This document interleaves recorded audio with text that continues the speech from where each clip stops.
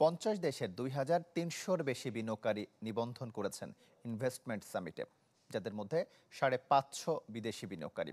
এক সংবাদ সম্মেলনে এ তথ্য জানান বিডার নির্বাহী চেয়ারম্যান আশিক চৌধুরী। বলেন, বাংলাদেশে বিনিয়োগের সম্ভাবনা তুলে ধরাই এবারের মূল লক্ষ্য। বলেন, চীন, যুক্তরাষ্ট্র, যুক্তরাজ্য, ভারত, সিঙ্গাপুর এবং জাপানের বিনিয়োগকারীরা সম্মেলনে যোগ দিতে নিবন্ধন করেছেন।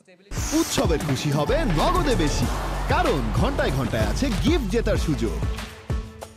সামিটের অংশ হিসেবে বিনিয়োগকারীরা চট্টগ্রাম, মিরসরাই ও কোরিয়ান ইপিজেড পরিদর্শন করবেন। আগামী 7 থেকে 10 এপ্রিল অনুষ্ঠিত ওই সামিটে বিভিন্ন সেশনে বাংলাদেশের সম্ভাবনা তুলে ধরা হবে, যার উদ্বোধন করবেন প্রধান উপদেষ্টা ডক্টর মোহাম্মদ ইউনূস। এই নাম্বার দিয়ে আসলে আমাদের নেক্সট লেভেল ইন্ডাস্ট্রিয়ালাইজেশন দেশের এখন যে গতকাল পর্যন্ত আমরা প্রায় 50টা দেশ থেকে 550-র উপরে বিদেশি গেস্টদের রেজিস্ট্রেশন পেয়েছি। এছাড়াও বাংলাদেশে প্রায় 2000-এর উপরে রেজিস্ট্রেশন হয়েছে। তো আমরা অবভিয়াসলি বিদেশিদেরকে একটু প্রায়োরিটি দিব যখন তাদেরকে আমরা অ্যাকোমোডেট করার চেষ্টা করব, যেহেতু ওনারা দেশের বাইরে থেকে আসছেন।